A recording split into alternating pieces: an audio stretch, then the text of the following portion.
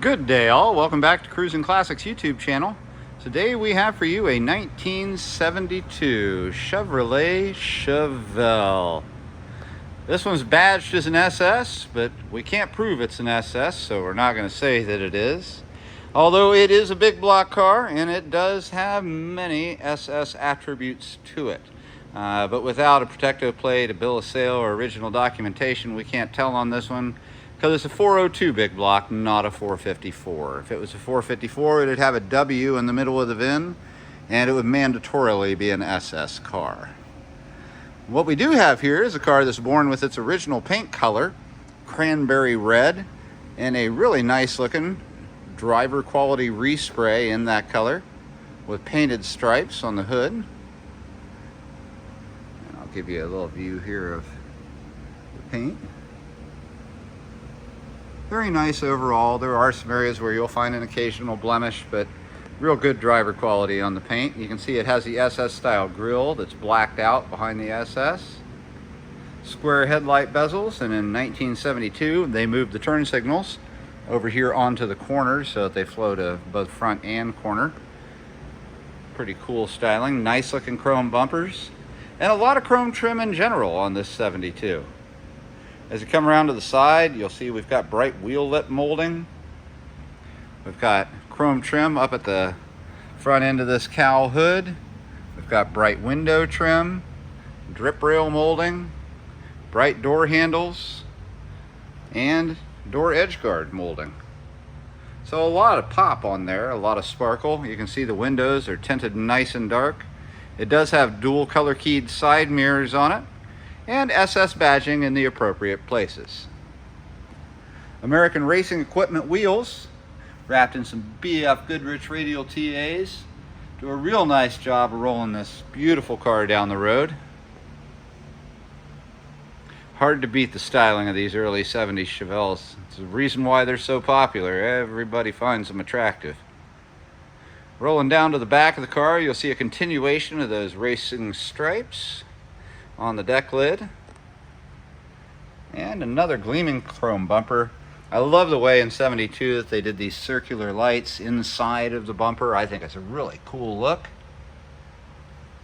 More SS badging here at the back, and a Chevelle by Chevrolet badge.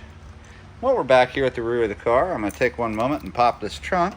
Not a lot in there, but I'd like you to see it.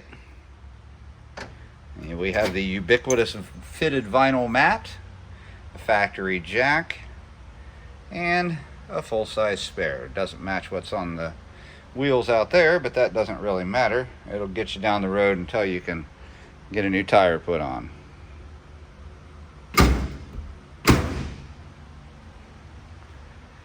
Looking down the sides of the car, nice and straight. Everything seems to line up pretty well on it.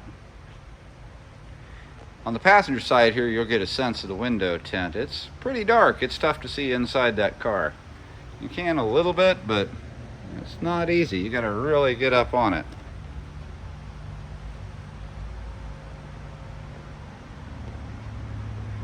Now that we're back up to the front of the car, I am going to pause briefly.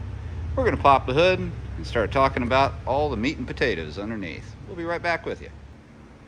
We are back under the hood of the 1972 Chevrolet Chevelle, looking at a really nice engine bay. I would feel happy to pop my hood at any car show with this sort of material underneath. What we've got here is a big orange 402, and that is a numbers matching block. We do have the numbers off that marry up with the cars that was born with. You can see we've got power steering. We've got power brakes, and that's disc drum combo. We've got OEM correct bright valve covers on here. We've got some really nice brand new ceramic long tube headers that sound just spectacular. A couple of Edelbrock products on top of the engine. We've got this plasma coated Edelbrock Performer RPM intake. This is the newest, latest, greatest.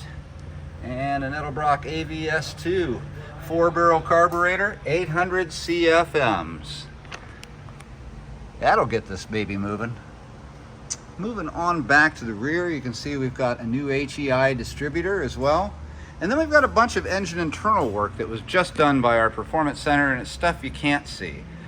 Comp cam's roller cam kit, matching valve springs, new retainers, timing chain, push rods, guides, a new oil pump. Connecting the 402 to a Muncie 4-speed manual transmission is a brand new McLeod 11-inch clutch assembly and flywheel. So lots of extras, and some of them extras you can't see, but you're going to feel them in the performance of this car without a doubt. As I mentioned earlier, that Muncie 4-speed is not original to the car, but it would have had a Muncie in it from the factory when it was born. Checking out the interior now. Beautiful black interior, just like it was born with. According to the trim tag, it is a bucket seat car, and it is a black interior car. So cranberry red outside, black interior. Door panels look OEM correct and like they might be original to the car. They look like they've got a little wear. You see a lot of elbows that sat on there, and a little bit of warping right through here. But in general, really good condition on the door panels. Seats have surely been recovered. They look great. Really, really nice. They're comfortable, no rips or tears. They're in really good shape here. Back seat, same way. And everybody gets seat belts, even the back seat. Oh, nice, it is comfortable. Up here you'll see that we do have shoulder belts as well as lap belts in this car. The headliner with working dome light, as you can see there, is tight except back in this corner. You can see there's a little sag, and it's just where it comes up the B pillar and meets up with the ceiling. That's an easy fix there. That could be taken care of. It won't take you long. Just a little can of adhesive spray, and a few minutes of your time, you can make that stick again. Crack-free black vinyl dash in good condition. The glove box, although empty, has a working courtesy light in it, which is really nice. Passenger seat looks just as nice as the driver's seat, if not better. And same with the passenger door card. It is in better condition than the driver's, and that's usually the case when you're dealing with original ones. Between the seats here, we've got a real nice center console, armrest storage box, empty, ubiquitous. This nice looking center console here with shift diagram. Got the white ball shifter with the 4-speed diagram on it. Steering wheel. It's an SS steering wheel. It's a 2-spoke with a working horn. But I don't know, again, if it's a real SS car. We've got some more tells here, like the round gauges. These would be what they would consider SS gauges. But it's easy, to fake a 72, so we just don't know. We do know it's a real 402 big block, though, and we do know it's a Chevelle. The gauges do all work, and they are original with the exception of one. Down here we have a Sun Pro oil pressure gauge that is aftermarket. But as you can see, other stuff is all original to the car. There's our heating and ventilation controls. No AC on here, but it does have hot heat and the fan does blow. A defogger, a non-working lighter, and an aftermarket AM/FM cassette stereo. There's a speaker in the dash up here, and there are some 6x9s on the rear package tray. It sounds okay for what it is. If you're a real music enthusiast, you might want to put something a little more modern in there, or just get something modern and hide it under the seat or in the glove box where people can't even see it. That burled wood finish on the dash looks real nice. Not real burled wood, of course, but it does look good. All right, without further ado, we're going to fire up this big block. I am dying for you to hear it. It is a little on the loud side. Your neighbors are going to hear you coming home in this Chevelle. Now, I give this one a couple of pumps. It's a big engine. It's going to need a little gas in that 800 CFM carb to start up. Here we go.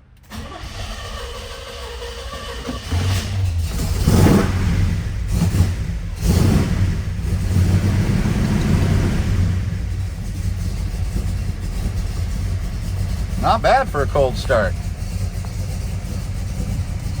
Take Take a look here, show you the gauges are working. Amp gauge is working. Take a look at the tach. You can see it's working just as it should. Clock, unfortunately, in op, but that's typical of these old clocks. You know how that goes. Kind of low on gas, and you can see here it was a nice cold start. You can hear the fan come on. Simple controls. It doesn't get much more simple than that. Stereo. Works just fine. You can feel the whole car torque when you give it a little acceleration. Oh, I'd love to take this out on the road.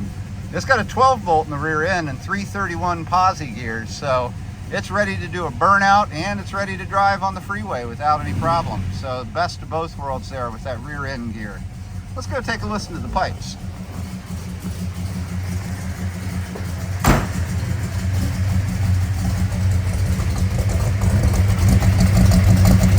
Oh yeah. Nice. Very nice.